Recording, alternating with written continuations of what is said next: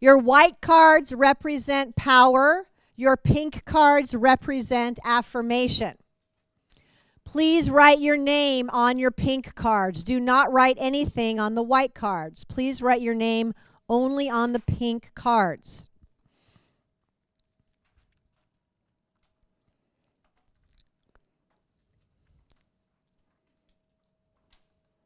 Thank you.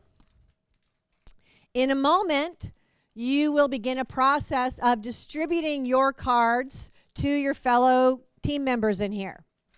There will be no talking allowed during the exchange period. You may give your pink cards to the members of the group that you would like to affirm, and you may give your white cards to the members of the group that you believe will make the best use of power. Now, what you do with your cards is entirely up to you. For example, if you want to keep them all and not participate in the exchange, that is up to you. If you want to give several cards to the same person, you may do that. In addition, you do not have to keep any of the cards you receive. If you want to continue to give them out, you may do that as well. Keep in mind that this means that your power and affirmation cards may end up in the hands of someone you did not intend to receive them. Any questions so far about the mechanics of the exercise? Pink cards are for the people that you would like to affirm. White cards are for the people that you believe would make the best use of power. Any other questions about the mechanics? Okay. I'm just going to check in. What are some of your internal conversations right now? Yeah. What's my definition of affirmation? Okay. What's my definition of power? Okay, yeah. What That's like definition, criteria? I'm like, Lots of What else? Should I give up my power cards and my affirmation cards, and how is that showing up in my life? If I Okay. just give it away. What does it mean? What does it mean if I give these away? Should I keep them and then am I being arrogant by keeping them, or? Up to you. Up to you. Any other thoughts, questions? Just glad it's an easy one. Just what? I'm glad it's an easy one. Like, we don't have to Oh. you can just you don't have to talk. There's no talking. Yeah, there is no talking during the exchange. Verbal. The talking will come, though. The talking will come, but not during the exchange.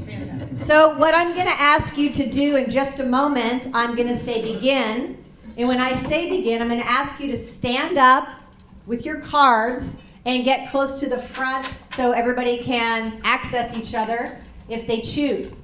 Once you decide you are complete with the exercise, whatever that means to you, once you decide you are complete, you'll go back and sit down at your spot. Once you sit down, you're no longer part of the exchange. That means if you're sitting, nobody can come drop a card on you. Okay, that you're sitting lets people know I'm complete. Right? So we should never sit down. That's up to you. It's up to you. Any questions? I am completely told now. Completely up to you. Any other questions? Yeah, Ben. I don't remember if anything was said about, so any of the cards, if we received, we can give it back we can give any of the color cards to anybody? Yeah. Okay. Totally up to you. You can keep the ones you receive, you can give them back out, whatever you choose. Okay.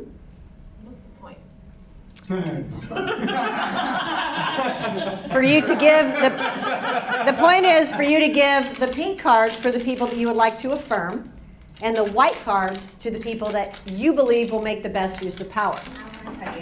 You may keep the cards, you may give away the cards, you may keep the cards you've been given, you may give away the cards you've been given. Completely up to you. What's your other voice? Yeah. We'll get to that. Are there any other questions? Yeah. So are these our cards? Yes, those are your cards. Are they, so these are, you handed them to us as if these are our power and our affirmations to give out if we choose. That's right. Or you can keep if you choose. Got it. Everybody has 2 of each. And sit down. Sit down when you are complete. Or do you have your card with? That's up to you. Totally. Yeah. We have to stay in the building. That would be great. Yeah. Is it all about how I define power and what giving my power, or what giving the direction saying, give the power, give the white cards to who you think would make the best use of power? Yeah. Give your white cards to the people that you So believe would power make the thing? best use of power, which also could be you. Could be you. You could keep them if you believe that's you. Either way.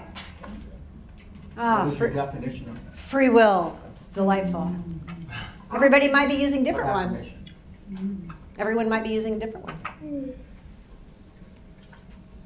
All right, now please stand without speaking. Come towards the center part of the room and begin the exercise. When you are complete, have a seat.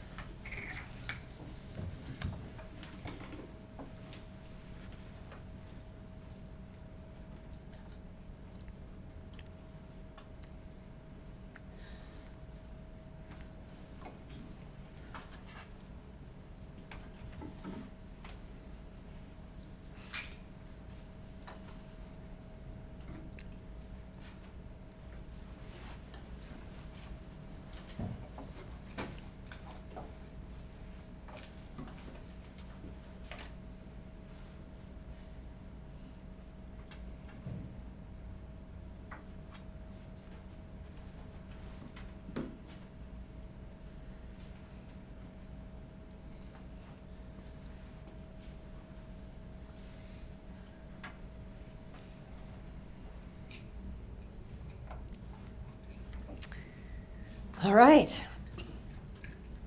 Who would like to tell us about the cards you have in front of you? Or the lack of cards that you have in front of you? Either way.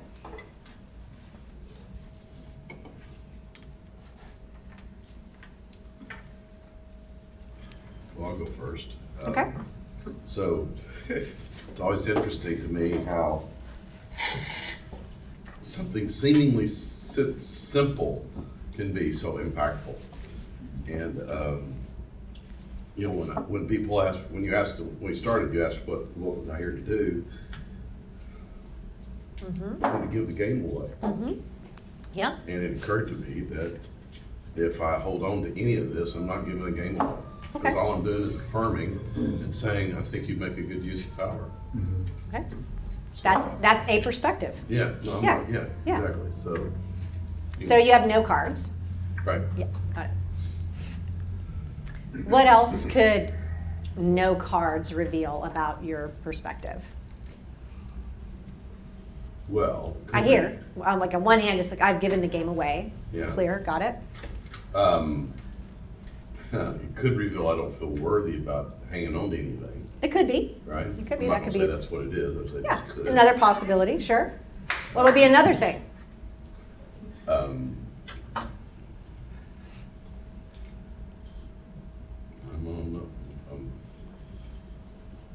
It's not present in my mind at the moment. Okay, okay, yeah. So, so I'll jump in. I don't have any cards either. Uh-huh, A similar philosophy of trying to really give it away. sure. Targeting kind of people that I felt like I wanted to see them have that. See them have what? Kind of the invitation to the power and the receipt of the affirmation. Kind of that invitation to And how are you targeting people in your words? Basically, the criteria I started with generally was, and I used most of the time, was people that I haven't heard from in the room, Okay, and hoping that they will step up.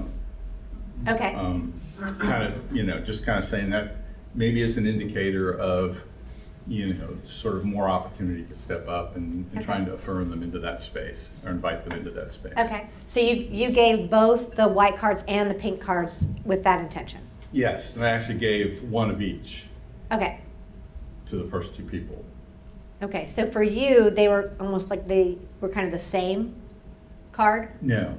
Because it sounds like they were both affirmation if the purpose was encouraging people to speak up. Yeah, but I also wanted to, kind of express the notion of yeah. So I will say, I would say that. Okay, not a problem. I just, I would say Listening, that. yeah. Yes, Okay. very much affirmation. But the reason I jumped in was I don't have any cards. yes, I see that. So that the flip side of that is at some point people stopped giving me cards. So people did also give you cards? Yes, I got a couple. Okay. How many? Maybe 2 or 3. Which ones? The I pink, think white? two power and 1 affirmation. Okay. Do you remember who gave them to you? I do. I remember at least 2 of the 3. Okay. Yeah. Okay. So what do you notice there for you?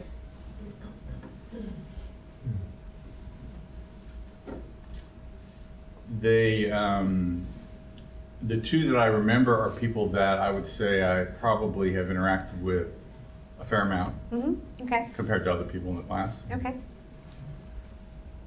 That would be kind of the first observation. Mm-hmm. Sure. So I'm working off an assumption. I think I mentioned yesterday that there's no accidents in the realm of human relationship. So whatever cards you have or don't have, there's not like a right way to do the exercise or a wrong way to do the exercise. It's just, there's an opportunity to look at your belief systems. Because we look at the outward circle just solely for the purpose of getting to the inward circle, if you remember our belief chart. Right? So there's no judgment about the action itself. It's really just a vehicle to look at what's the belief that drove the action. Right? So that's why I'm asking different questions and exploring. So I'm wondering if giving away power as an encouragement, where else you see that in your life especially with the work that you're doing in the leadership development at church? Where else do you see that you've given away power as encouragement and maybe been disappointed?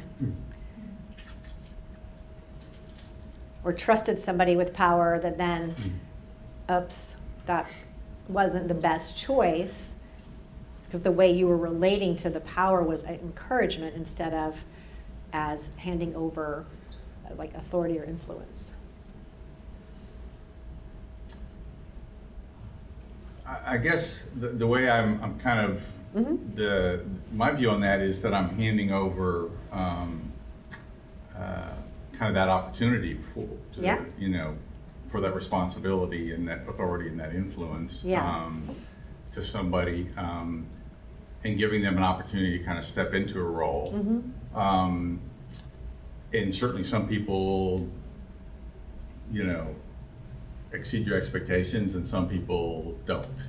They disappoint you, So or is they this don't. is this your version of answering my question? So your question was,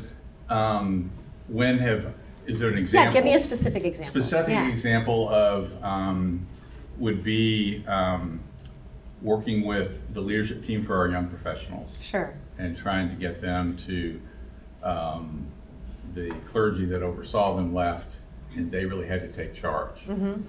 And there was certainly one or two members of that team that, as we kind of worked to transition them into running themselves,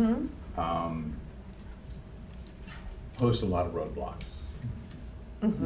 So that was just disappointing when there's just this amazing opportunity for this growing ministry, and yet they were throwing up roadblocks and not really being willing to kind of take it on.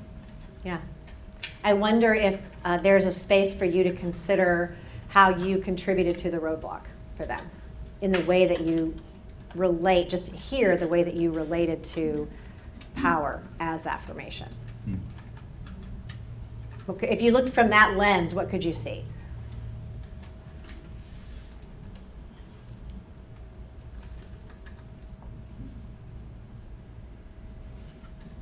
I mean, maybe they weren't ready for it or something like that. Perhaps, yeah, I don't know. What else?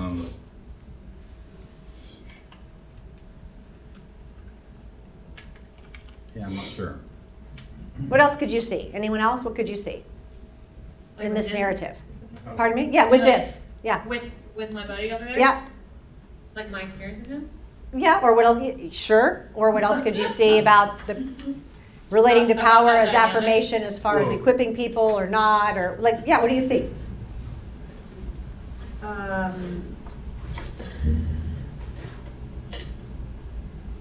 just want to think of a good sentence instead of like 17 crazy ones.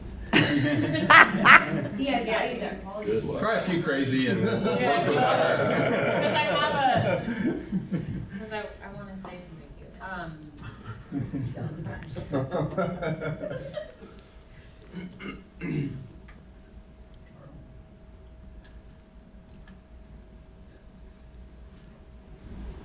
I feel like you don't say what you mean. Okay, and that's a way of not saying what you mean. Wait, whoa, what just happened? No, I'm just saying lumping power and affirmation together, making them mean the same thing, is a way of not necessarily saying what you mean, because you collapse the distinction. Yeah, copy. Okay. And that feels sad to me because I get the father in you. I also feel like you're abandoning the warrior in you. And as a woman and as a strong woman, I miss men being both in our country.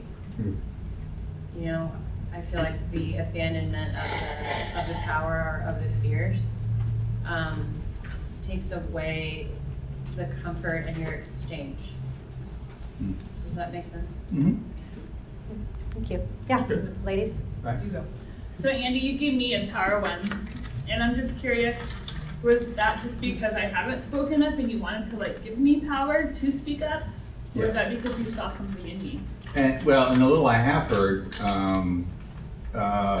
was interesting, and seemed insightful and, you know, useful. And so, and I certainly have just a strong belief in just the amazing beauty and talent of every human. So, yeah, you know, kind of wanting to hear more.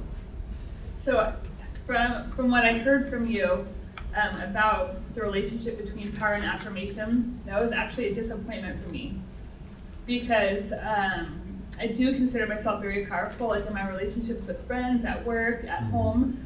I have a lot of power. I'm a teacher. I teach for 2 different schools full time. And my colleagues are always telling me, you need to jump on the leadership, you need to be a department lead. And it's too much for me, so I always turn it down, but I'm very insightful in meetings and share a lot of information. So it actually was sad to me after you explained the reason why, because when you handed me the power card, I was like, oh, that's cool, that like a successful businessman, this was what I made up about you, right? Yeah.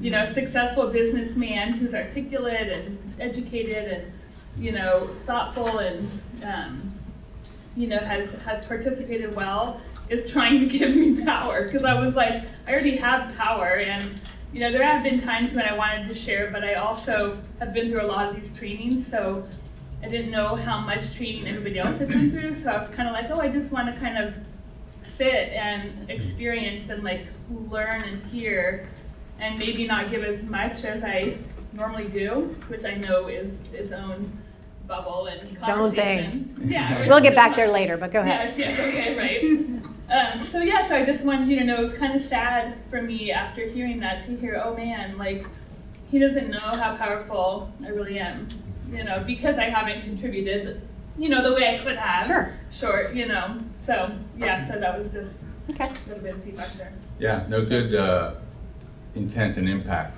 difference. Sure. Yeah, Kristen. Yeah. Thank you. Can I ask I'm so sorry, what do you do for work? I was just curious. I recently retired from a long-term career in the oil and gas industry. But I remember you saying you were working with the church to Major build up their projects. leadership, right? Yeah. Is that what it was? Yeah. Okay, thank you for recognizing. But you're working for your church. Yes. Cool. I was like so shocked actually that you gave both of your power cards away. Like, because in my mind, and what I make the definition up to be of power is God bestowed. So I'm watching, and I'm like so clear. I'm like, I want my power, and I don't want your power. I want what God gave me, and I want you to have what God gave you. And I was like, went into that with the thing, like. There's an interpretation. All Right? right. Like, Yeah. that's Not a problem. It's probably That's that's no problem. my story. Got it. Not a problem. Right, and then so I'm like over here, and I'm like, that's weird that he would give away what God gave him and the resource that God gave him to equip those leaders. Like, you know what I mean? And then I'm like, well, if I'm seeing it in you, I'm obviously giving up my power in my life more often than I care to admit. Interesting. Like another perspective. Right? Got it.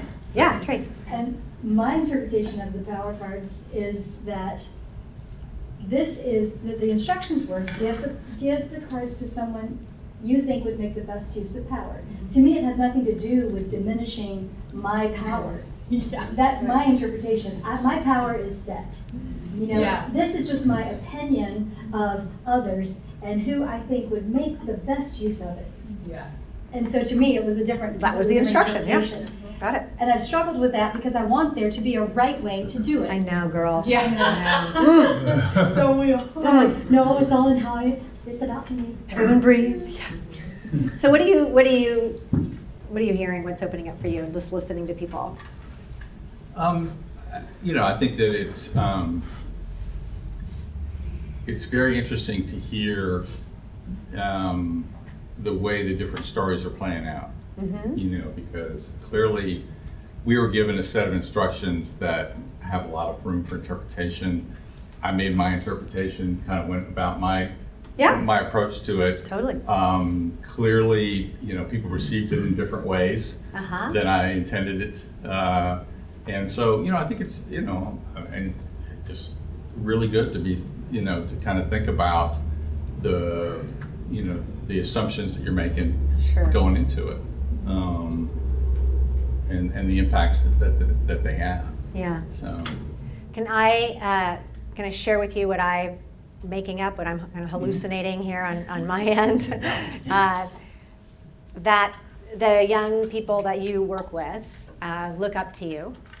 And when you give power as affirmation, you're not actually equipping them. You're setting them up for failure. And then when they disappoint you, it reinforces another story that you're in about how you're kind of done with this and you really just want to go be somewhere else and have had a clean retirement and not be like torn to be back over here and doing this because like I've done all this in my life already. And I'm not saying any of that's true. This is just the complete, I'm just hallucinating. And that there's a disappointment that resides in you that doesn't have anything to do with these young men and women.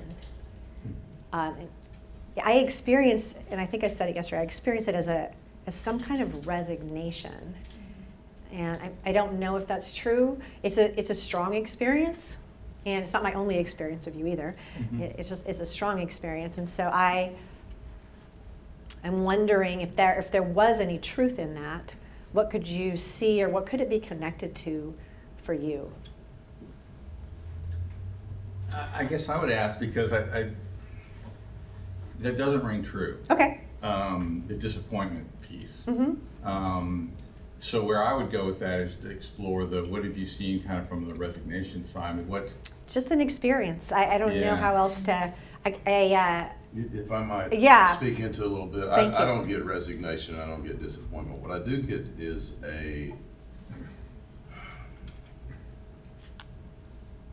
certainty around this is the way it works. Meaning like this is all that's possible, or what do you mean? Well, yeah, just being in, I've seen it work this way. It should work this way. And then that closes down being, a bit more open and having a bit more seeing and hearing about what's actually operating. Okay, so right? This is how it works. It should work this way. And Yes, when it doesn't work this way, what happens? I need to figure out another way to make it work this way. Okay. If that makes Sounds like disappointment to me. is that- I don't know. Yeah, I'm just saying. When we all gave our whatever we said, and then you said, hey, well, what are you hearing, right? And then your response was your energy. I don't know the exact words. Something like, well, I just did what the instructions were, and I took my interpretation, and it was like the energy of it was even like I'm resigned, like I couldn't think outside of what I've already thought, or like even and that was like, we're all gonna get where we're at right now anyway, so I just got here my way. Like Eeyore dressed up like Batman. Eeyore, yes, So yes. that's where I was feeling. Yeah. Yesterday, Go. Yeah. yesterday I shared with them that I feel like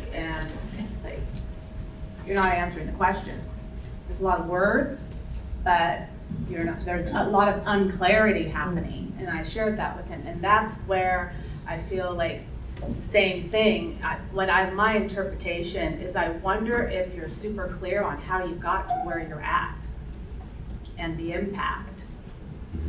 So that's a conversation for me too, and I'm totally willing to. That's why I'm here, like to look within and just to be within other people and then be within me. So I wonder for you, are you clear on how you got where you were in your life and with your career and all of that and where you want to go? Because there's so much fogginess yesterday, and it still feels really foggy now, even when you're talking. That's just my experience. Well, hold on, Russell's gonna share, and then I'll. Well, I wanted to finish, and then I Oh, you got didn't cut finish. off. Sorry. Yeah. Go ahead. I'm so sorry. Yeah, go ahead. So then my question would be, from that, because I did experience it, so that's the second person that's saying yes. So my question would be, if it was true, where could you see it? If you were resigned, if you were to really trim it down and just like let's take it as truth and see if we can kind of put it in anywhere before we just say, no, I'm not. Like where would it show up? Does something formulate in your mind? Right, yeah, I wasn't saying no to the resign, I just said the scenario of disappointment with the leaders, that just didn't, that's not really. Do you remember that's exactly what you just said? That you, in those scenarios, had a heart to equip people and then it didn't turn out and you were disappointed. You actually said that. Yeah, no. Right. I understand that, but what you were saying was that, I'm trying to think of what you. She said you were disappointed in the people, and what I would assert, just my experience, is that you were disappointed in yourself. I think it brought confirmation for you to be disappointed because you already created a story about they're probably going to fail, but you, instead of giving them actual power by giving them power card, and instead you gave them both, and you're like, yep, that solidifies my story about them probably failing is what I heard. And I think that's why you weren't able to differentiate one or the other, because I feel like you have the heart of giving power, but I feel like your real heart is like, if I give this card as power, you feel like you're giving up some of your power instead of, like he was saying, about here's the power card and let's see how you handle the situation. Instead, you're like, this is my way, here's the power, but here's affirmation with it so that you can do it my way. I don't care, but it's my way, but here's the power and affirmation. Instead of just being like, here's the power, take over, let's see what you can do with it, and give them a real opportunity to run with it. Okay, that's a perspective. Yeah, thank you. So, what's coming up for me in this, and I have a little bit of knowledge about the details of the situation. What I hear is stuckness. And here's what I mean by that. I think one of the dangers of success is that there's all kinds of assumption that happens. The whole thing about I have this unconscious competency around a subject matter. And Andy's a natural born leader, and the young professionals in the church love him, they love to come under his guidance and tutelage. There's no doubt about that. I've heard that often, and probably in ways you have no idea about. They're all trying to enroll him and to come help with their things. Sure. Right? However, what I hear in this is stuckness, and what I mean by that is kind of an assumption that I know, without even being aware that I'm operating in that assumption, that I know. And there's a little bit of, there's some opportunity, I would think, in dismantling those assumptions to start over from a new foundation. Create something new. Yeah. Thank you. There's like the elephant in the room for me. I can't see your head and it's bothering me. So. Yeah, it's hard. It's Ben's hair, let's be honest. we all have a thing with Ben's hair. That's my people. Okay. For me, the elephant in the room is you actually didn't do the assignment.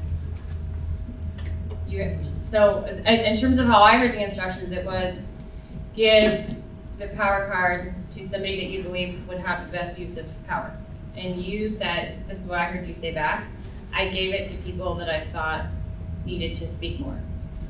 So I don't actually, in my mind, you didn't actually do the exercise at all. Yeah, I would say I gave it as affirmation. I mean, I think that was good. Not the instructions. So, I mean, so like, I'm listening. I mean, it's not. That wasn't the instructions. So if you like, sorry, is that harsh? I'm sorry. No, not at all. It's not. Okay. So I'm like here listening to us talk in circles, and I'm like, you giving affirmation is actually not you giving your power away. It's keeping your power and patting somebody on the head instead of jumping off and actually handing it. And the proof of that is that you didn't actually do the assignment. Yeah, I guess I would repeat what was said was I didn't view it as giving away my power. Not yours. I viewed it as trying to, affirm that person to kind of live into their own power. But that wasn't the assignment. It's best use But that was the way I went at it. Yeah, exactly. So it's no accident that was your interpretation. I think that's the beauty of the exploration. Yeah. Is Yeah, what and what naturally occurred to you was there's not really a distinction between those two, which I would say as a leader is dangerous. If I don't pull those things apart and distinguish who am I trusting with power and who am I affirming, then that's a setup. It's a setup for me. It's a setup for the other people that I'm with as well. So in finishing though, what I want Yeah. to say is that, like, in areas of my life where I want to intern somebody, right, or give away, first of all, I just know it's hard, and I'm not saying there's a right or wrong. I'm just trying to cut into like maybe a learning moment. If you like pulled them apart and actually gave power, I think the learning would grow exponentially. And I get that, like, you have, like, I would love to sit for 3 weeks and just watch what you do and learn, you know? But I don't want you to pat me on the head. I want you to be like, handle this, bro. And I'll teach you when you fail. Fail harder. But you don't give that opportunity if you're patting somebody on the head. You feel me? Oh, yes, Yeah. absolutely, All right. absolutely. Okay, I'm done. No. I can see where it's a winning strategy too, though, to Yes. put 2 and 2 together. I would just say, like, Totally. in this application, Totally. like, because I'm just thinking at work, like when I'm like, oh hey, I need this person to do this, and then now somebody's underneath them. I want to sort of do it with the encouragement of the intention with it, like. I really believe you would be great at, you know, helping this person train and whatever it is. So I can see where it would come up and be a powerful tool as well. Yeah, it's not as if you cannot put them in tandem. I'm just saying if you make them mean the same thing, Right. then there's no distinction. Yeah. And in any place in life where there is not distinction, there's not power. There's power in distinction. We're able to pull things apart and like, this is this, and this is that, and this is this, and have that intentionality. That is powerful. Just personally, I think a powerful stance. And when things get collapsed all together, you're dissipating the power that's available. Yeah, Flo. So the word that keeps coming up in maybe in conjunction with power in that whole scenario Sure. is empowering. So how would you, like, what's the difference then? How do I pull those apart? Because I kind of felt like that's what Andy was also trying to do, is like, I want to empower you with this thing. So I don't know, what would kind of the distinction between empowering and power? Well, the instructions were to what? Give the white cards to who? People who you think would be most, that Who would you- use it well. Yes, who you would use it well. People that you think would make the best use of power. Yeah. So what do you see in that? I can't pull, for some reason in my mind, I can't pull empowering and giving away power in the same, they sound very much the same Okay. to me. Okay. I feel the same. Okay. But we're not giving away the power. We're not giving anyone power, we're just letting them know that I experience you as you would use power in a great way, right? So, but it's not anything that we're getting, you know. You're not giving away your power. Yeah, you're not giving away your power. Okay. Yeah, for example, if I may, I gave Sonia my one power card because I felt her heart was so pure and she was like powerful when she spoke. She just seemed powerful to me, so I was like, I think you do great with this power. And then I gave one of my affirmation cards to Tracy because I was like, you seem powerful, but let me just affirm you. You know, instead of being like you would do good with power, let me affirm you that you would do. So it was different with her. I was like, yup, you'd run with this power and go do something great with it. And this was like, you have your own power, but here I'm affirming. So that's how I Looked at it. That's how I changed. For me, that's how I was able to separate it. Yeah, that's how you made your decisions, Yeah. your criteria. Yeah, got it. Al, did you have your hand up? Oh yeah, I was going to speak to the empowering versus Yeah. the sharing power. In my mind, when you're talking about empowering, that's more of the affirmation, whereas within this exercise, the power card is more about who do you discern would utilize power in, you know, the best way, which is different than empower. I mean, But, I mean, I appreciate that. I just. She's all, Can I give a practical example There's for so you, many, for there's us? so much overlap, I think, yeah. So go ahead. practically, like you intern for my company, right? To me, in contrary, I'm think that I'm encouraging. I think so. I mean, I don't know if it's true or not, but in my mind, like you as an intern, you are interning for me, which to me isn't something that I hold lightly when I let somebody into my company, and it's my job to empower you into the position that I believe that you're going to fill for my company in January. But you do not have actual power for my company.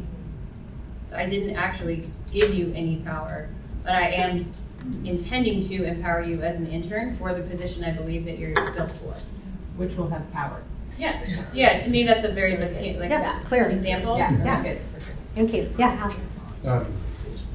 I'd like to share about my experience. Okay. Awesome. So I ended exercise with 2 affirmation and 1 power card. Okay. And did you keep all the cards you were given? No. Okay. How many did you give away? I gave away 2 affirmation and 2 power cards. Okay. You gave away your cards. Yeah. And then did you receive any other cards other than those? No, I received 2 affirmation and 1 power card, which is Just what you have. Okay. Perfect. Thank you. Just to clear. Yeah. Yeah. So yeah, what do you notice? One thing I noticed was before the exercise began, I was already envisioning that I would end with 1 power card. Why was that? What was this narrative around that? So I'm confident that I'm someone that can utilize power in an effective way, and that I've been called into a place of authority, and that I wanted to be intentional to retain one of those power cards for myself. And then, I gave 2 power cards away. I was only going to give 1, but then when I received them, I was like, oh, I can give another one to someone who I was identifying as this person has the qualities to be a leader that can be impactful to communities and to human lives in a way that isn't just about getting the goal done. Because oftentimes I think that's the cultural narrative around power is just getting the objective done without considering the actual impact on human lives. And so that was my approach. And then one thing I noticed is that the cards I did receive, I experienced that as such a gift. And I couldn't imagine giving away what I received from someone. And so when I noticed people giving away cards that I'd given them, it made me feel a little sad, oh, you're not cherishing this gift I'm giving you. Okay. Or maybe they are, and maybe that's just my story. It's a perspective, sure. Yeah. So based on results, what would you say is more important to you between power and affirmation? Oh, that I really want to be affirmed. Got it. Yeah. Yeah. So tell me more about that. What else, where do you see that in your life? Where do you see that working? Where do you see that as a blind spot or thwarting you moving forward in what's next for you? My desire for affirmation? Yeah. Or your relationship to power, either one. I mean, I think at times my desire to be affirmed can get in the way of the impact that I can have. How do you see that?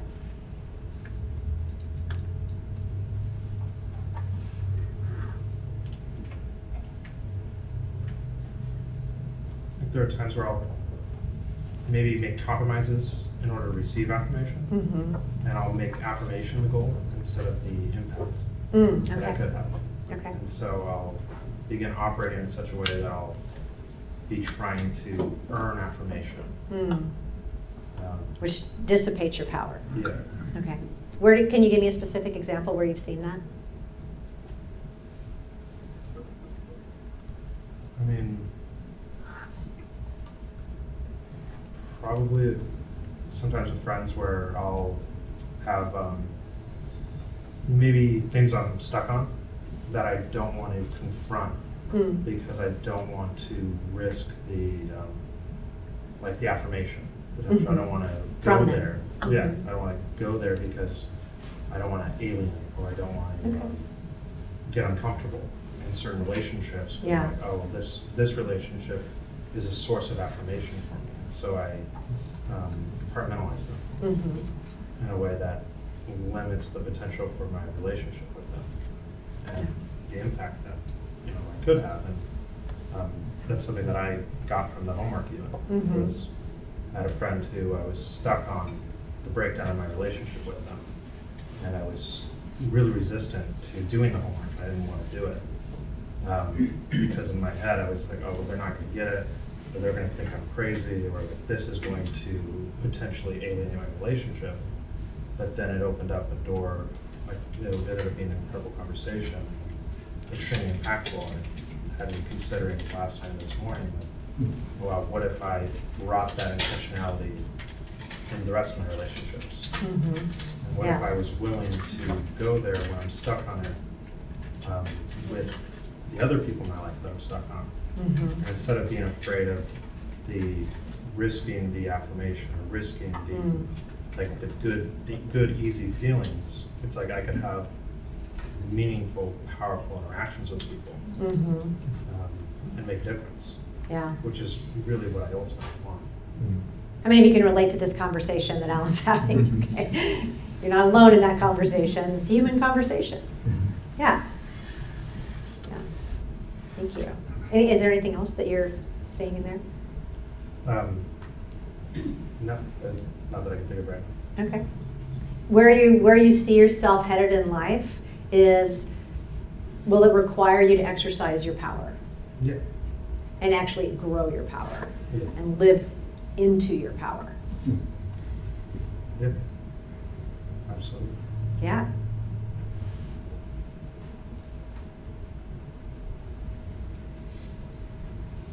What else are you thinking? I mean, I'm thinking I'd love to hear what people's affirmations are for me, but that's because I'm addicted to affirmation. I promise we'll get there. You have a nice beard. Yeah. Anything else?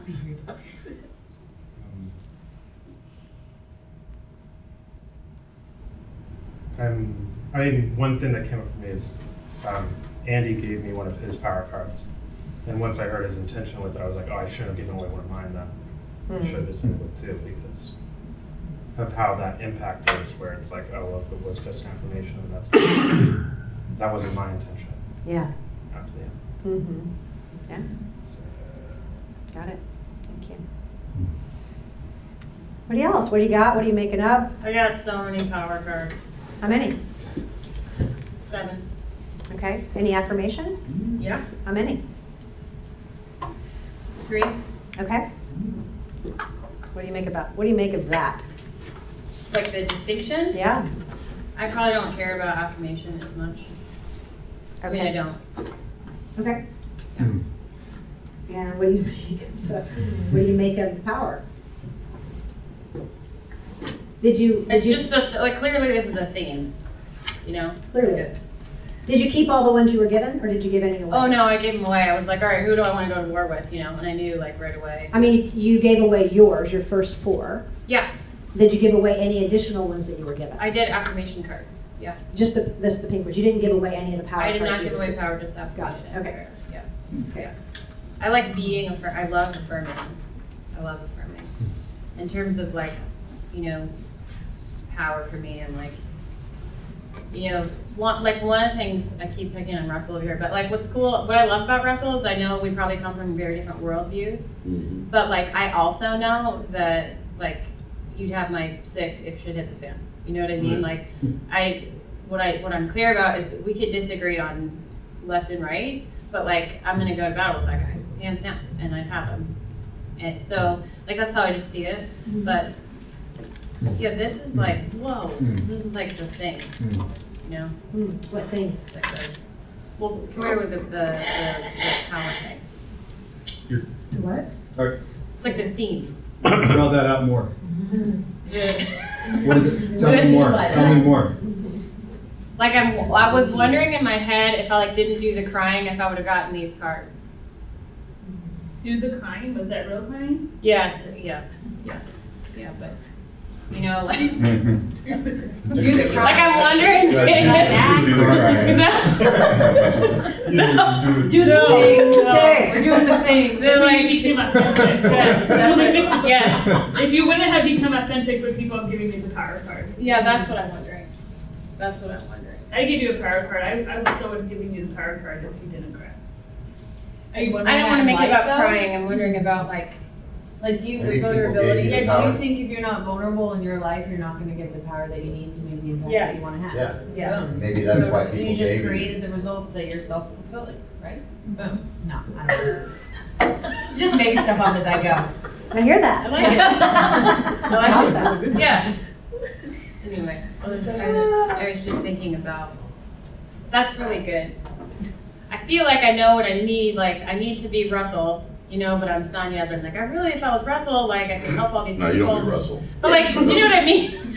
I actually don't know what you mean. Tell I me more about what you mean, mean. I mean, in my experience of him, is just like when you walk in a room, I want to follow you because Presence. there's like all this, yeah, but not just presence. There's like, there's also there's this toughness, and then you're like, but I have the sweetest wife, and your accent, and like It's like your grandfather. I love being around people where I'm certain. I love being certain too, but I'm sure I'm like, yeah, let's go jump off a cliff. Russell said jump off a cliff, and I got, you know. And I think that in order to lead the charge that I'm like put on the planet to lead, I got to be that guy, woman. Well, and like, if I might, yeah, it raises the question, what is it in you that causes people to say, I think you make a good use of power? I mean, that's a really interesting question, It is. because I can almost guarantee you it's not what you think it is. I don't think I've ever asked anybody that. Yeah. No. Thank you. Do you want to ask anybody right now? Totally. Do you remember who gave you power cards? I mean, it was like a lot of yeah. I mean, Donnie did. Okay, let's all 7. Donnie, who else? I'm pretty sure Russell did. I don't know that I. Yeah, don't raise your hand. I want to ask if she remembers. Yeah. So Flora. Donnie, Russell, Flora. Where's my handsome little Latin boy? There he is. Tell me your name. My handsome little Luis. Yeah, Luis. Yeah, you're darling. Okay. And, See what happens when you leave? Say that again.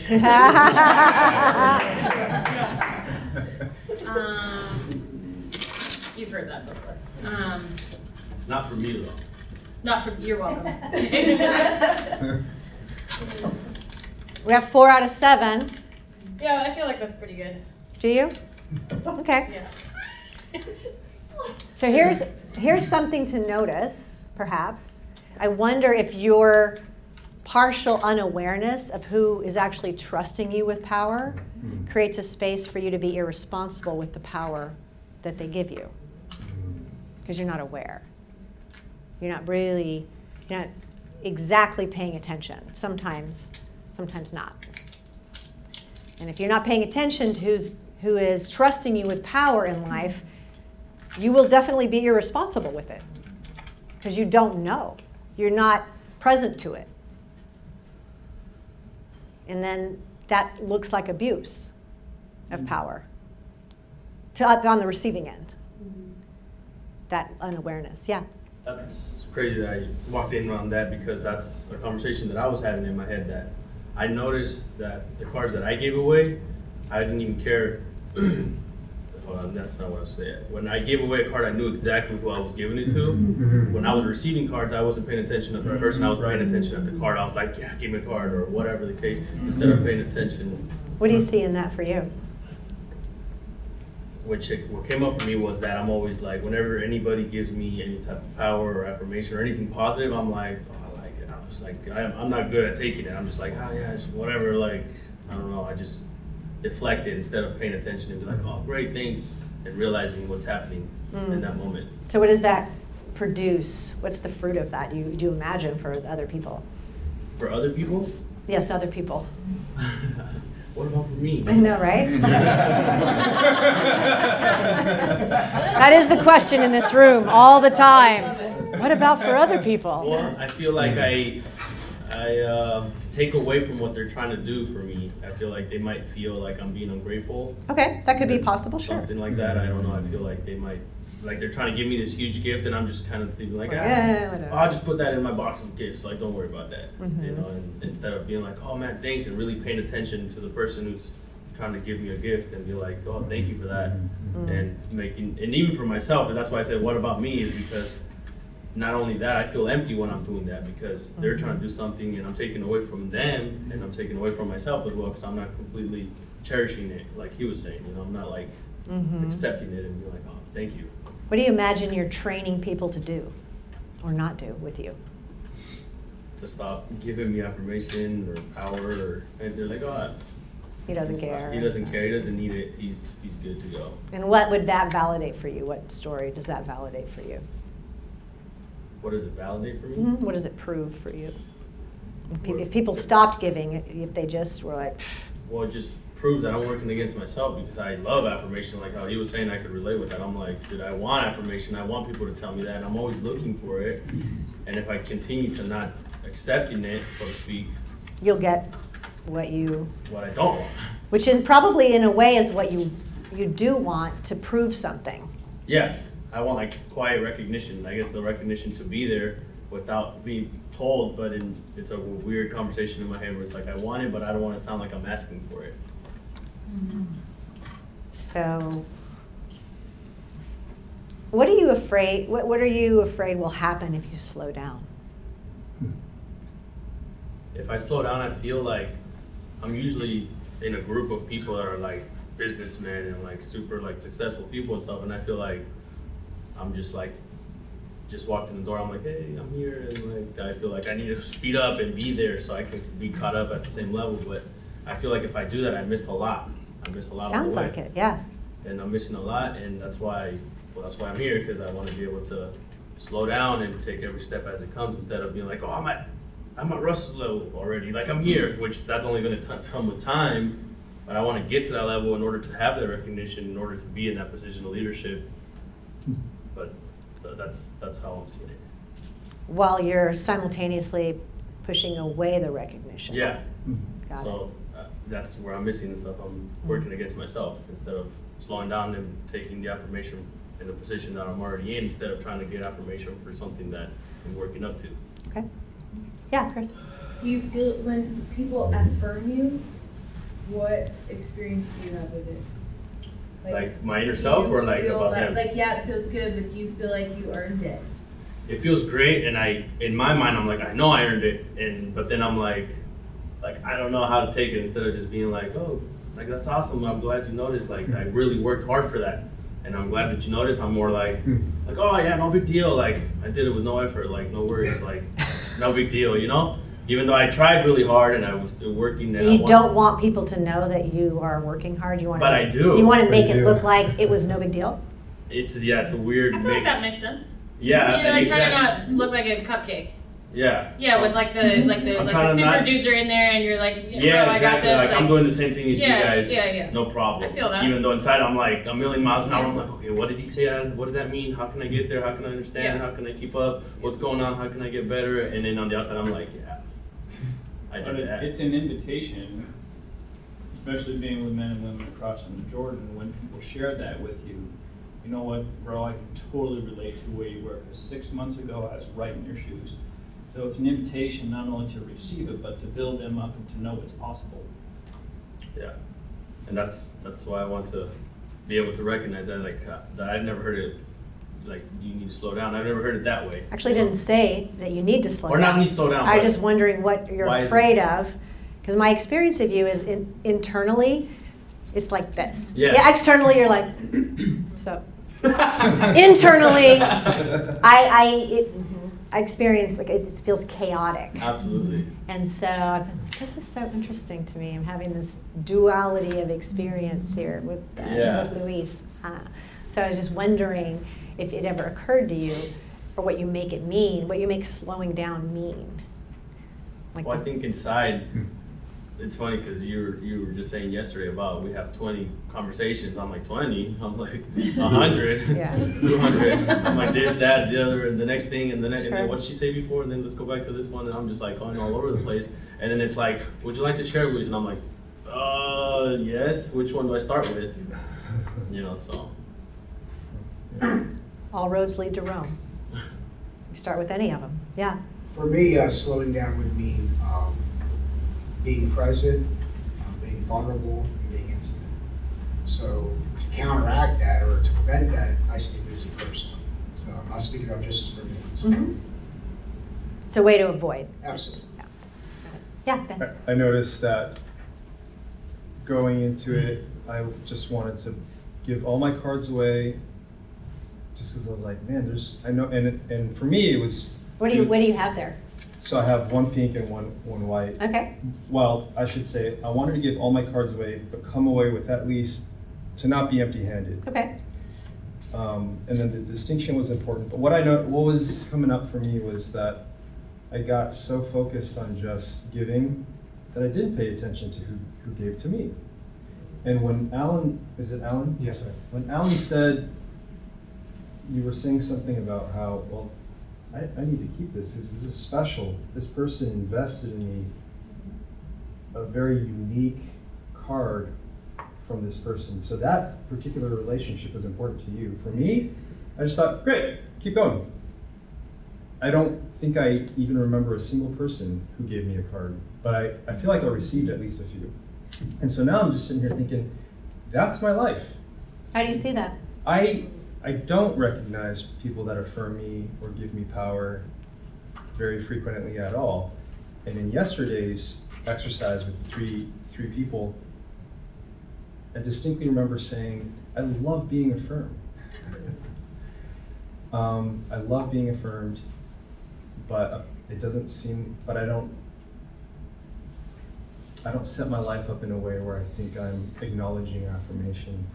And I kind of, what was being said here is, so I think I've been training people to just stop affirming me. Because what story does that validate for you? I'm the guy that doesn't get affirmation. I'm the one that's overlooked. I'm the one that's abandoned. Like, what narrative is that that's so strong?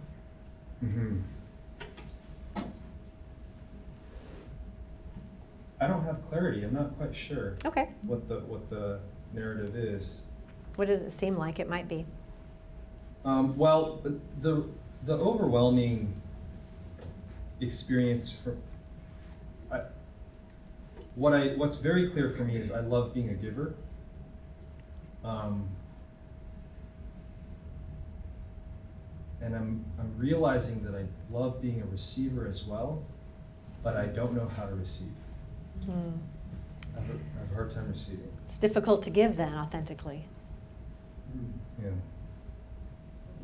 Those things are married. Yeah. You can't separate. Talk to me about that, because to me it feels fairly natural to give, generally, but I think that my patterns are I'll give, and then like crash. Yeah.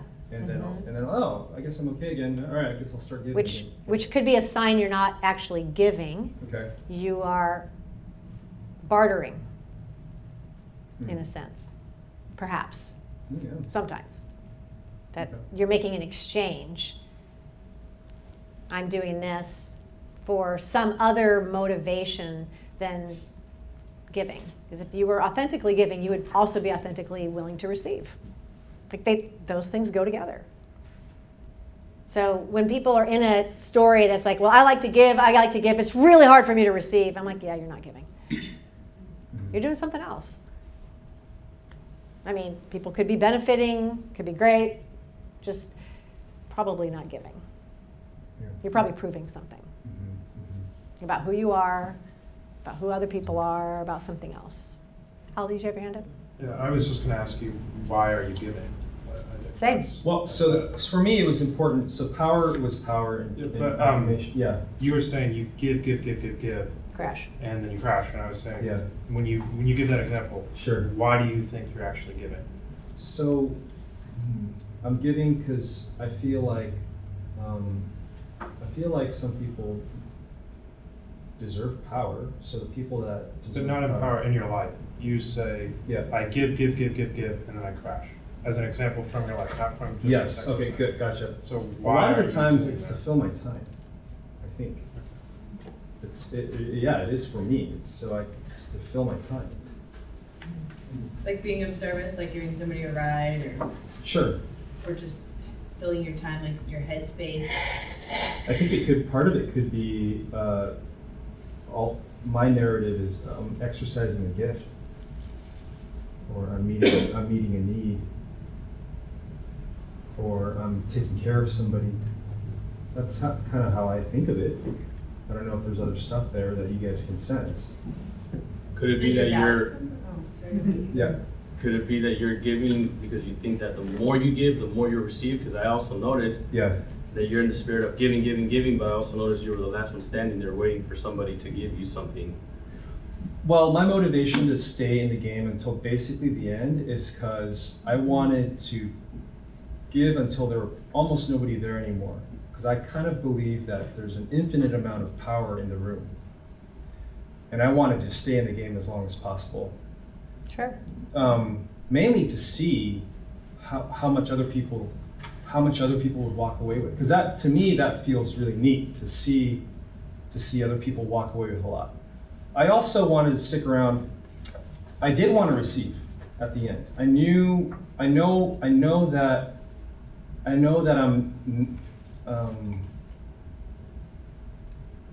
I wanted to receive at the end. But not in the middle? Not in the middle. Interesting. Only at the end. Yeah. In the middle, I was just purely focused on giving. Because I guess I've sometimes seen myself as like, I'm the solver, I'm the problem fixer, Yeah, I I'm get I'm the solution. You're the solution, Yeah. you're the savior, you're the Yes. fixer, Yeah. you're the person that does Yeah. the things. So Until the end, until the very like. then you're well, like, but hey, I need a little bit. Then you crash. hey. Then I need, but Yeah. I need something. Yeah. Yeah. So pause. How many of you can relate to this narrative? Right? I'm the person that does the things, I'm the one that gives, and I'm the one that fixes, and I'm the one that all the things. And then, hey, what about me, man? I'm burnt out. I'm like tapped out. I'm fried. So that's why I ask the narrative, the story, because if I've decided that I'm giving, in a sense, not purely, and I'm not saying 100%. Yeah. Nothing else is true. A lot of my giving is a compulsion to prove a narrative that I have about who I am. I'm busy proving I'm the one that can fix things. I'm the one people need. I'm the one that, if I don't do this, people are going to die. If I don't do this, people are going to die. And that spin, right, that narrative is a bigger driver than paying attention to what's actually happening and what's actually happening over here for me as another human being who could be in a space of receiving. Because if I wonder, like, who do you allow to give to you? Who gets that privilege? Because maybe not very many people. And then also yesterday you were sharing in our group about the self-care. Yeah. A ton of that came out. And yeah. like the burnout and just the where you go into like you want to take care of yourself, but yeah, you're giving, whatever the self-care is. We didn't even get into that, but like how you were noticing that you're stewarding your body, your time in a way that is counterproductive to who you really want to be in the world, which is could be connected to some of this right here. Yeah, absolutely. A lot of yesterday's conversations came up in this exercise. Of like, of just, I say I want care, I say I want affirmation, but then I don't pay attention to who's affirming me. Like, that's silly. It serves a purpose, just not the one you're thinking. Then you get to be the martyr. And that's awesome. Yeah. It is for most of us. Come on, let's be honest. It's awesome to be the martyr. That's a compelling My narrative. brother actually called me that. I feel you, Dan. I mean, I'm here with you with this and this because I think I know I do the same thing. But Stephen actually called me that yesterday. Good for him. Actually, he called me an asshole martyr. But, Even better. I think it's the same, it's the same. I think that there's like, let me just talk to you because you're here. Yeah, Rob. For me, because I can just speak for me, I always feel like there's only so much I can take, you know? I remember one time I was listening to T.D. Jakes. You know who T.D. Jakes is? He's my man. I love that guy.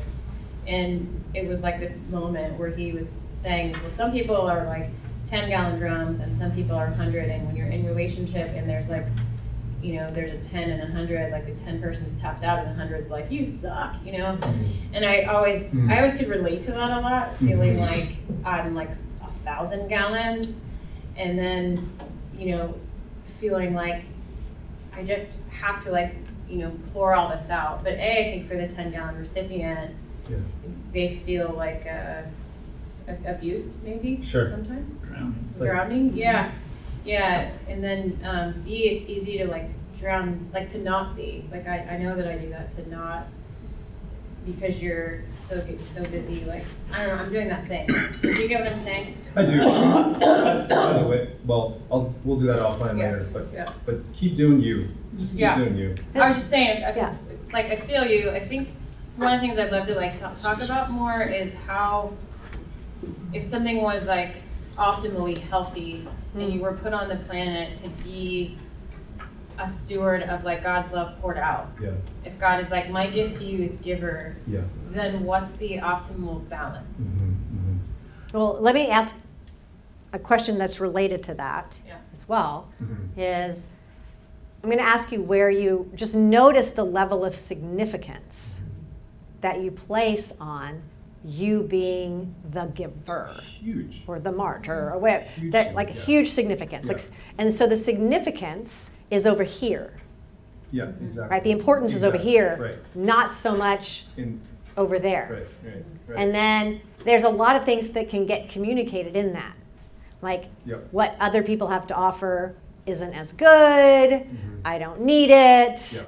It's not important. And in that conversation of burnout is usually, I've noticed, a conversation around, I have taken on something I'm not just doing what I'm called to do, I've actually taken on what only God can do.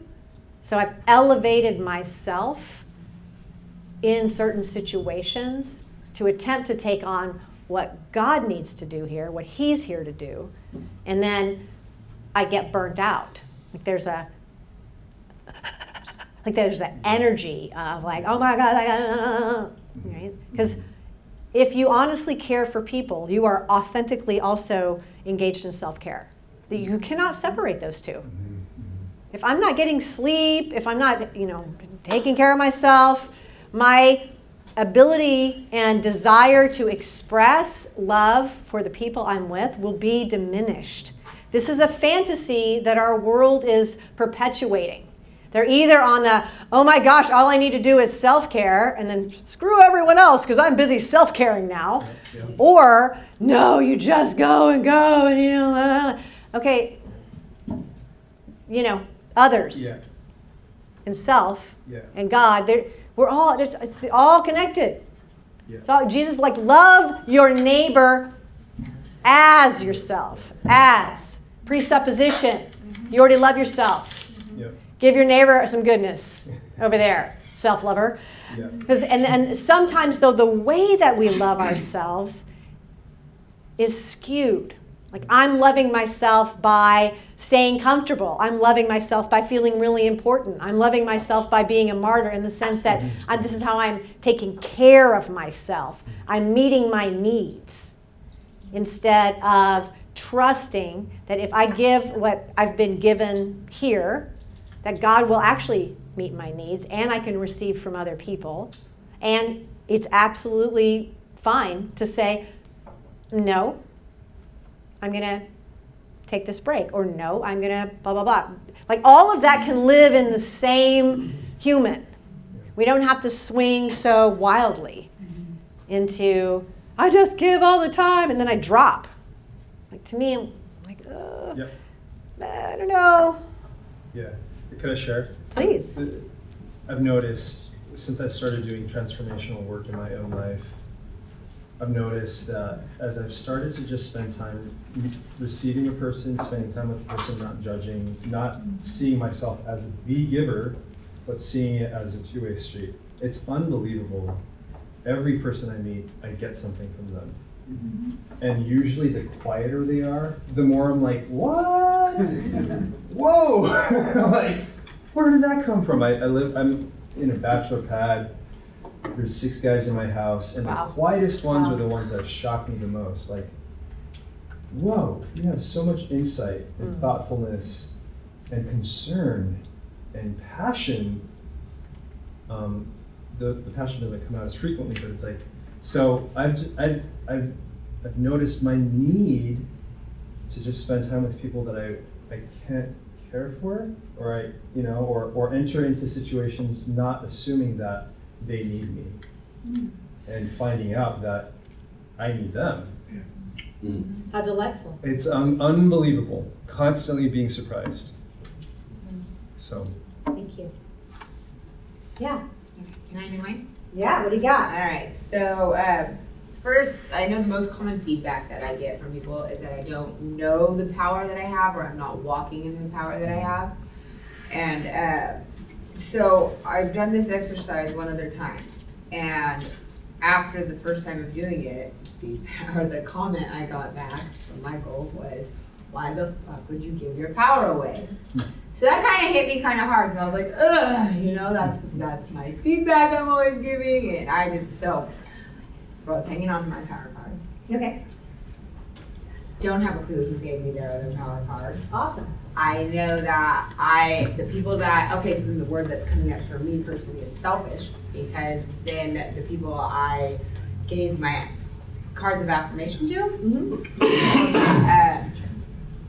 well, maybe, I don't know if it's selfish or not, but that's what struck me. It was, so I gave one to Luis, and it was because I know that we come from like backgrounds, and I just look up to the way he comes into a room like this with confidence, whereas I'll shut down and not be so confident and let my insecurities, And then Sonia, because of the way she walks in her power, I love it in that harshness, and I relate to a lot of that. I don't speak on it, but I relate to it, and I like that. And Bob for his humbleness.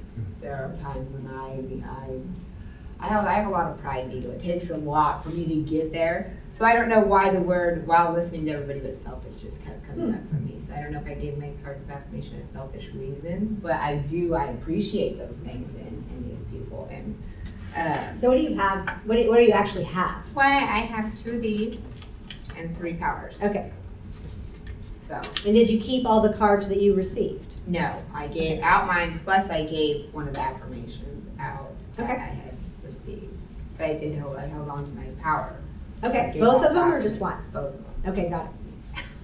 And so, I don't know, the things that come up for me are hang on to those off top was because of what Michael had said to me. Okay, so you're living in a past experience. Yeah, I let that run. Sure, got it. Some of this. Yeah. And then, so the feedback that I still even got up to yesterday, it was also said to me that I didn't know the power that I walked in. And so what I'm thinking about is, I know I have power. I am aware of that. I've spent the majority of my life using my power for destruction. Up until 2 years ago probably. And I'm 32. So for 30 years, basically, I've used the power that I do carry for destruction. So when I come in to a room, I've been told enough over the last 2 years that I have power, but I'm learning. So in my mind, it's like, so I don't know if I'm going about it wrong. Like I could use feedback on how to go about, directing my power in the right way. Because I come in quiet because I want to learn. I want to get as much as I can from everybody around me so that I'm learning. Like I'm done using my power for destruction, and I am trying to figure out how to harness my power for good. Okay, maybe. No. Would you also be willing to consider that at times you're quiet because you're trying to figure out how to win the game? That is a possibility too. Yeah. Fear of failure. I do Yeah. do that. I have fear of failure and rejection. Yeah, because I'm just noticing, like, okay, so the way to win this game is to not give away your power cards, because that's what I learned last time. No, that's a thing too. And I'm like, oh, so you were in not completely, you were in some ways, you were focused on gaming the game. Yeah. That is a thing too. And then, how many of you were trying to game the game? You're like, okay, what am I supposed to be doing? What do they want me to do? What's the, so that, when any time in life you're gaming the game, you're not in a learning stance. Right? Like, okay, the right answer here is to give away all my cards. The right answer here is to keep all my cards. The right, whatever, it doesn't really matter. It's, when I'm gaming the game, there's no learning possible. Right. Because I'm not in a learning stance. I'm in a knowing stance. Yeah. So I've I offered thought that. about that too. That hit me too. Yeah. I'm sitting here listening. Yeah. Like, ugh. And you're right. You're absolutely right. Because when those things occur to me while I'm sitting here listening to everybody, I'm like, ooh. So I'm just gonna keep my mouth shut because she's gonna call me on that. Yeah, we don't want to do that. I know. So then I was like, just knock it off. And open your mouth. Thanks. Good for you. Just stop Thanks for it. being honest. Stop it. Stop it. Yeah. I wanted to ask you, is it possible that you desire to continue to use your power for destruction? No. Can you see? I know it very well. But no. No what? How to use it like that. Okay. Do I want to? No, absolutely not. Do you believe that you are? No. I feel like it's just idle. Idle. Coasting. Explain that. Like I'm not really going in any direction. I'm not using it for destruction. And I'm put into leadership roles and I don't think that I'm using it to my full power though.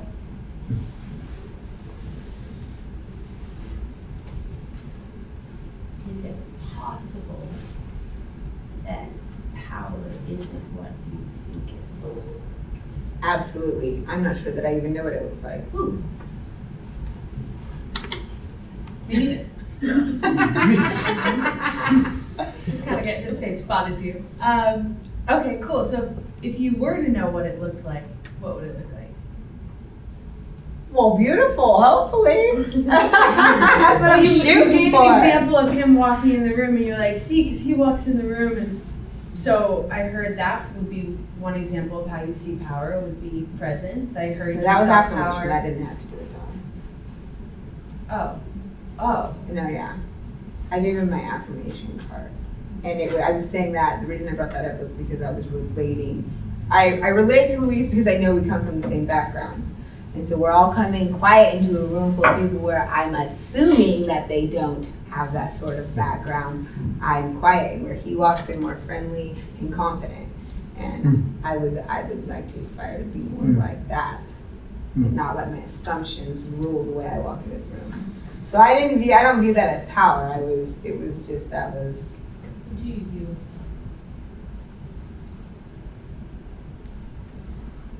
as Someone who can walk into a room and I don't know, because I don't know. I would argue you do know, and that was an example of it. Just as humility, I think you see as power too. I do. But bottom line is, I just thought it was curious. I think like for myself, I look at my misuse of things, and I don't do the work to bring it back to where God has called me to use that, or to what it would look. You know what I mean? Like, yeah. And I'm like, there was something Restorative. said. Yeah, like where's the. Yeah, that's beautiful. You said yesterday something, you're like, so if you were over-functioning, and this was an example of you over-functioning in a gifting, you know what I mean? Same sort of application. I think you and I have a lot of similarities. I think We're intrepid buddies.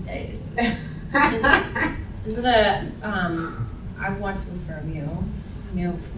I do the same thing from a different lens, I think we all walk into a room and do that, but, all these feelings.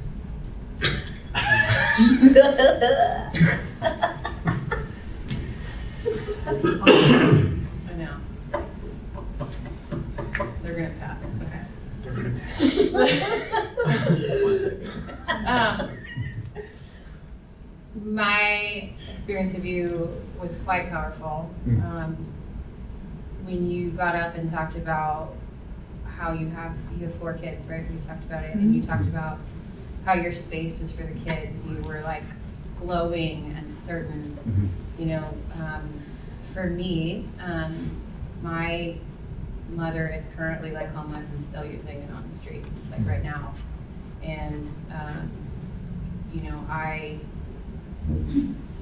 the way that you like showed up, the amount of love that showed up in that story, because I can imagine where you come from. So I know CTJ and I know where I come from and where my mom comes from is like quite powerful to me. Like fighting through where you came from to show up as a mom is like,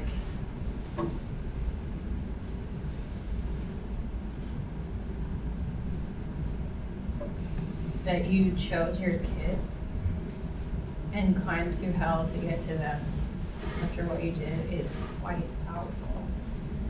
And I said to you yesterday, I don't know if you remember, like, is it possible that that emotion and that crying is your power? For me, it's like if anybody was going to slay the dragon in me, it's you. Like the woman that I know, I can imagine what you got yourself up from.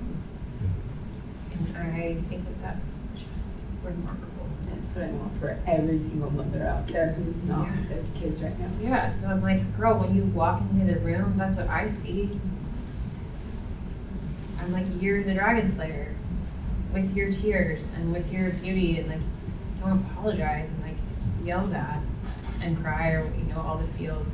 Who's an amazing example of that is Mrs. Jobs with all the tears. Because I've heard you apologize for that a lot, and I'm like, why? I want to say something about the tears, if I could. I had an experience at my church one time. I was in a band, and we had a really ugly situation occur, and the head rector came, and he talked to us, and I got very emotional, and I was weeping, and the meeting was breaking up, and I'm walking, and there was a young man, maybe 20 years old, that saw me weeping, and he says, "Oh, boo-hoo, Russell's crying," and I cleaned up like that, and looked him in the eye and said, "Doesn't mean shit that I care." Yeah. Right? That's all it means. It just means you care. That's right. That's right. Right? And it doesn't control you. It doesn't own you. It's just an affect of who you are. So why all the conversation about the tears, man? Bring them on. Yeah, thank you. I heard you say, I heard you, Russell, and I just heard you mention it a couple times when you were talking, like that you were crying. So yes, I can relate, but also just solely for you. Particularly because you saw me as powerful. Like in that, I want to affirm you and be like, girl, there's nothing like a mother bear, especially coming from where you came from. Powerful story, and being honest with both of you. So, and like, thank you. You never know who's in your tribe, right? I know. The tears are a resource. Yeah. Yes. Once again, like you mean it. Her tears are resource.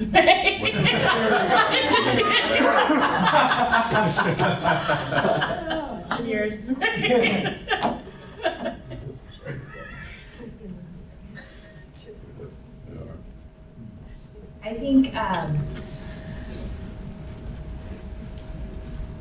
I think often I'm looking for something to do for me to hold. And I so encourage you that you just being is your power. And I definitely encourage you to get clear on your contribution in it, because there are a lot of people looking to you and the goals that you've been put in. And the stakes are high, just like I believe that they're high for what God's called you to in your life as well. I love you so much, and your insecurity, I think, like our insecurity, we tend to conform out of it and say what is true for other people is then true for us. But you know, like you know that you know that you know that God's called you to that leadership. And everything else is just bullshit.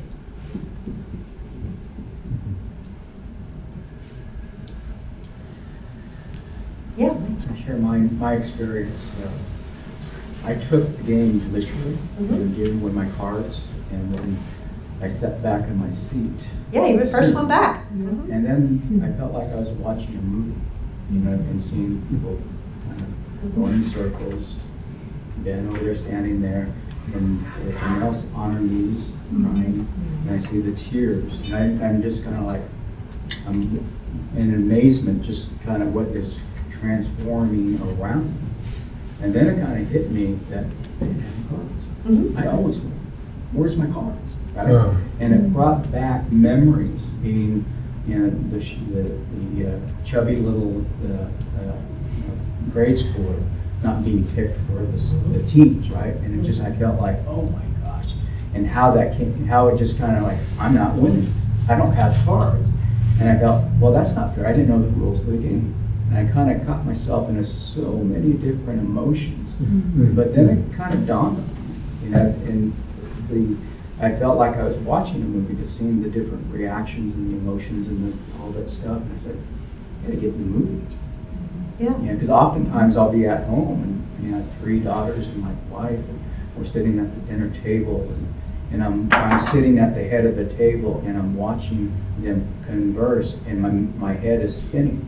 Because they're talking about stuff, nothing kind of, you know what I mean? It's not, it's stuff to them, but it's not, it's just like, I'm just watching in amazement. And I said, am I in a conversation? Oftentimes I think that, but let me do what I do best, and that's what I'm very goal-oriented and driven, all that stuff. But it just dawned on me, I need to get in the game. I need to get in the movie and participate. Stop being an observer. Yeah, stop being. Okay. And I think I've learned through life being the observer. Yeah. But I think the transformational aspect of this 2 days is really getting me to get out of my comfort zone and get in the game. I have a lot to offer. Yeah, you do. I've been very successful up until this point in my life, and I feel like God has bigger goals for me. But I got to get out of my way. What does that look like with your daughters? How old are they? 24, 19, and 17. Okay, awesome. So what would that look like for them? What would transform for them if you decided, when you decide just to get in the game? Yeah. More interaction with them, more learning from their experiences, giving them advice. I'm always giving advice. And they always refer to, stop preaching, right? I'm always the preacher. Right? Yeah. I'm giving them motivation, I'm giving them scripture, I'm giving them, and they say, stop preaching, right? And I think that's part of the dialogue. I see my wife, I have a middle daughter that suffers with depression. And constantly, every day, maybe 2 to 3 times a day, walking her off the cliff. Yeah. I don't have that connection. Yeah. And I don't know if I want it. What are you afraid of? To with get her? self-absorbed in that moment. Well, you're already and absorbed let in me it. do what I need to do to provide for my family. Yeah, like it's an either or. Yeah. And that's the black and white. Yeah.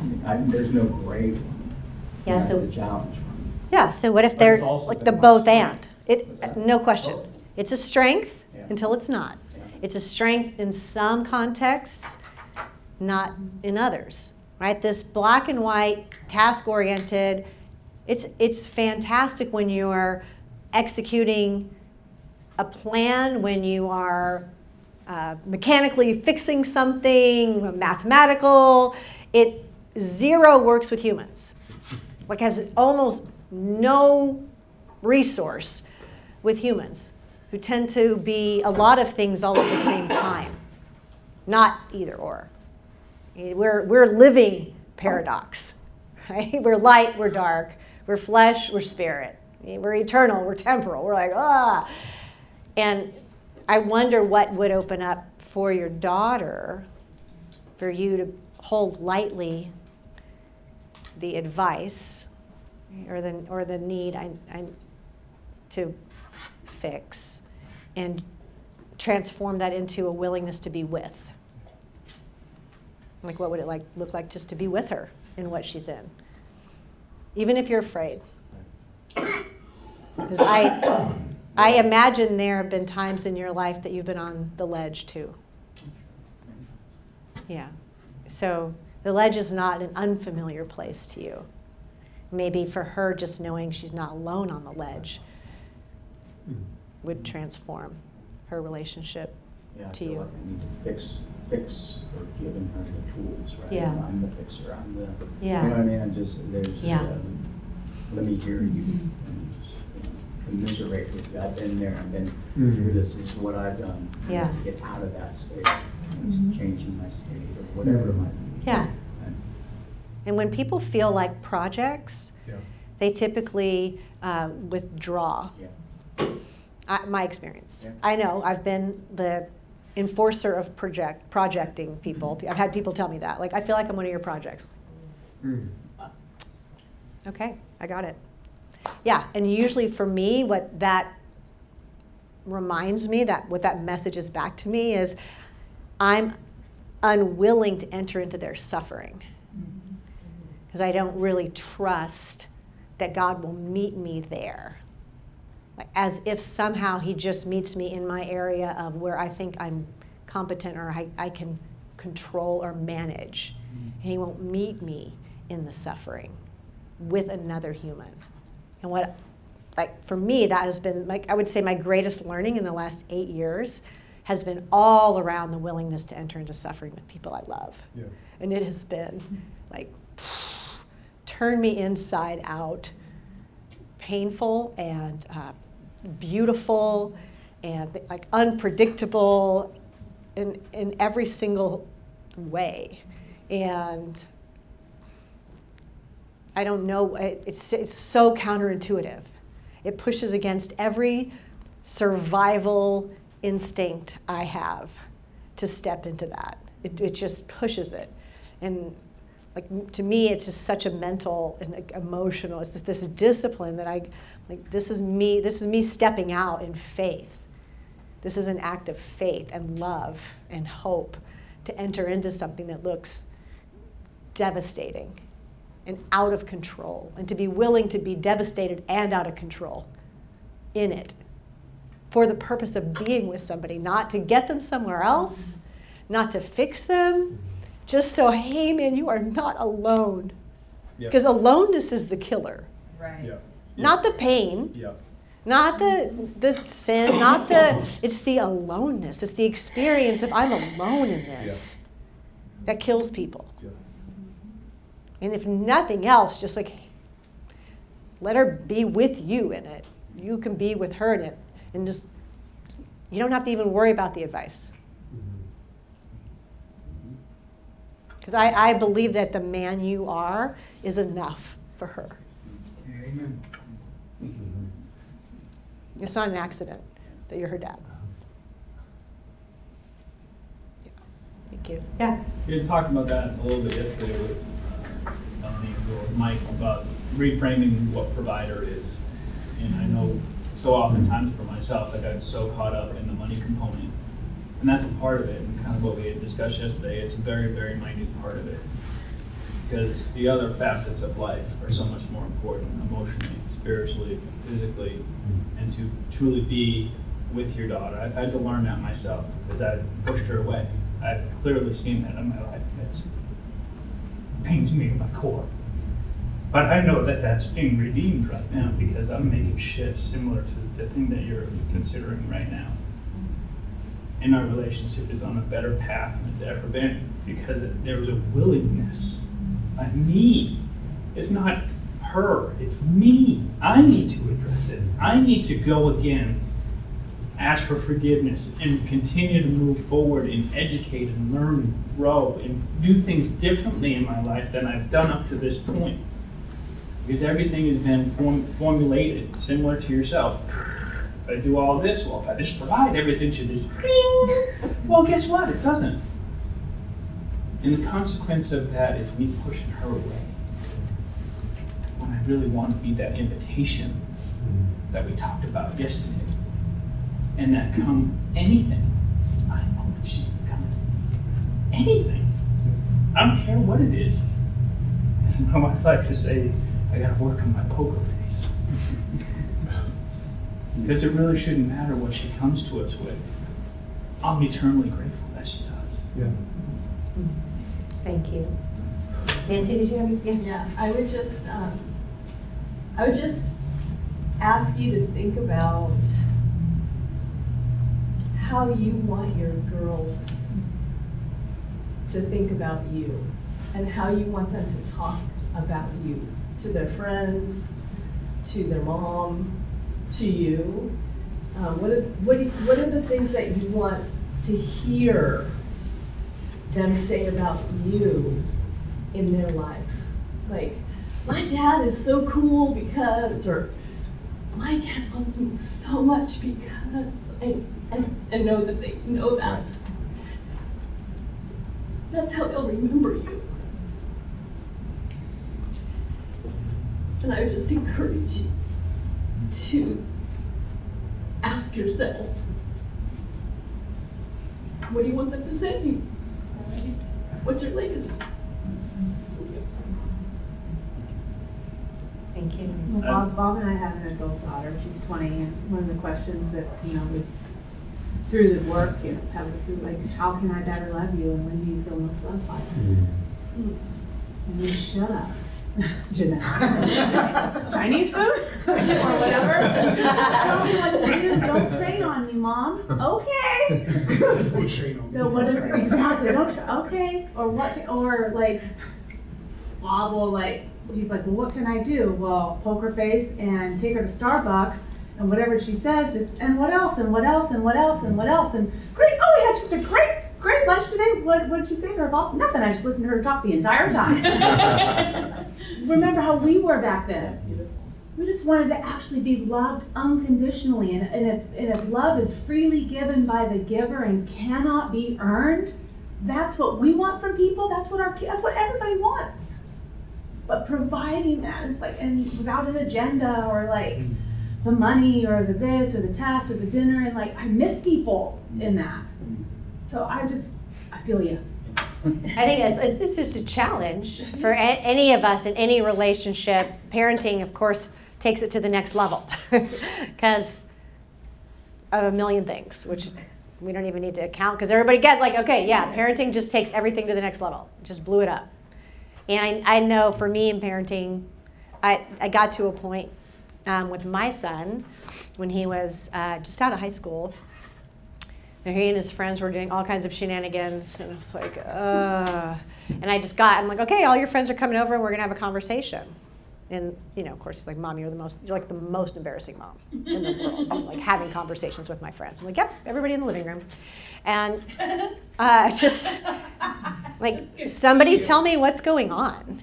And I said to him and I said to his friends, listen, I get that I have communicated judgment. I get that I have communicated disappointment. Please forgive me for that. Because here's the reality. I'm committed to be with the son I actually have, not the one I think I should have. And what does it take for me to be with the son I actually have? For me, not for him, for me. And that shifted so many things. And yeah, there were things I did not want to hear, frankly. I was like, la, la, la, la, la, la. And just the willingness to be in the conversation has, like, our relationship took a huge turn, just the willingness to be in it. And not worry about, well, let me just fix you. Well, if you could just do this. Instead of, I wish you would, it's like, I'm so glad you are. How do I shift that narrative in my languaging? If you could just do this, if you would just do, you know what, I'm so glad you are, whatever it is, to be present with what actually is there, who actually is there. And that's true with our kids, that's true with our parents, that's true with whoever. And spouses, thank you, yes. And I think that's sometimes we get so stuck. It's easy to get stuck, right? Because I know how everybody else should be. Super clear. Very clear. Clear how I should be. And then then there's the stuck. What about what is? What about the manna? Because if the manna is good for the day, that's what's present right now. And do I trust that whatever and whoever I'm showing up with right now is actually the manna? Can I be with what's now? Not like what happened last time, not like what might happen next time. Am I willing to be present? Because if I am willing to be present, that discipline, this my own testimony in life is when I'm willing to be present, I have every single thing I need. I'm like fully resourced, even if it's messy, crazy, whatever my judgment of it is, doesn't really matter. Because even in the middle of that, I'm like, oh, okay, got it, okay. So for like any of us in any situation, right, that surrender to be with what is. And to trust that whatever is the provision for the vision. It's the provision. It's right there. Stop trying to rearrange it and fix it. It is the provision. So thank you. Thanks, Mike, for sharing that. Really, though, thank you. Okay, let's grab our lunch. It is 12:40. Almost, 12:38. Leave your cards where they are. We'll just finish up the exercise when we get back from lunch. And please be back at 1:40. Thank you.